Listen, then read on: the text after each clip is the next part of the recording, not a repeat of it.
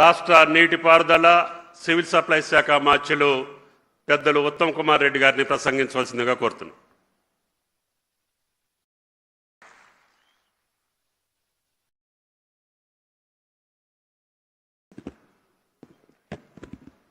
గౌరవ ముఖ్యమంత్రి వర్యులు రేవంత్ రెడ్డి గారు, గౌరవ డిప్యూటీ సీఎం గారు బట్టి విక్రమార్క గారు, గౌరవ వ్యవసాయ శాఖ మంత్రి వర్యులు తుమ్మల నాగేశ్వరరావు గారు, వేదిక మీద ఉన్న పెద్దలందరికీ ఈరోజే పదవీ బాధ్యతలు చేపట్టిన చీఫ్ సెక్రటరీ సంజయ్ జాజు గారికి, ఇక్కడికి విచ్చేసిన నా రైతు సోదరులు అన్నలు తమ్ముళ్ళందరికీ, రాష్ట్ర వ్యాప్తంగా రైతు వేదికల నుంచి పాల్గొంటున్న రైతన్నలందరికీ నేను నమస్కారం తెలియజేస్తూ, ఈరోజు నిజంగా దేశ చరిత్రలో ఈ 2.5 ఏళ్ల కాంగ్రెస్ ప్రభుత్వ పరిపాలనలో ముఖ్యమంత్రి రేవంత్ రెడ్డి గారు, ఉప ముఖ్యమంత్రి బట్టి విక్రమార్క గారు, వ్యవసాయ శాఖ మంత్రివర్యులు తుమ్మల నాగేశ్వరరావు గారి పరిపాలనలో తెలంగాణ రాష్ట్రంలో వ్యవసాయం పండుగగా మారిందని మరి స్పష్టంగా అర్థమవుతుంది.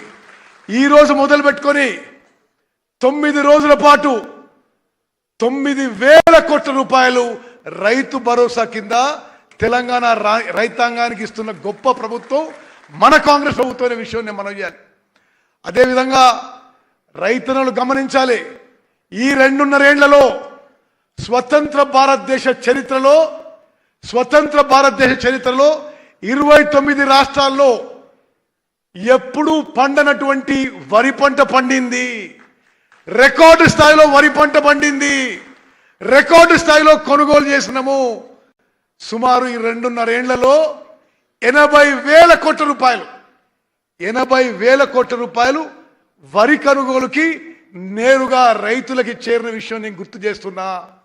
అన్ని విధాలుగా రుణమాఫీ కానీ, రైతు భరోసా కానీ, వ్యవసాయానికి ఉచిత విద్యుత్ కానీ అన్ని విధాలుగా రైతులకి మేలు చేసేది ఈరోజు మన కాంగ్రెస్ ప్రభుత్వం విషయం మనం ఎప్పుడూ మర్చిపోవద్దు. అదేవిధంగా ఈ వానాకాలం పంటకి నేను సవినయ విజ్ఞప్తి చేస్తున్నా. బయట మార్కెటు, అంతర్జాతీయ మార్కెటు, దేశీయ మార్కెట్కి అనుగుణంగా 7 రకాల సన్నాల వెరైటీలు ప్రకటించడం జరిగింది. ఈ 7 రకాల సన్నాలకి తప్పకుండా ఈ వానాకాలం పంటలో బోనస్ ఇస్తామని చెప్పి ప్రభుత్వం తరఫున మాటిస్తున్నా.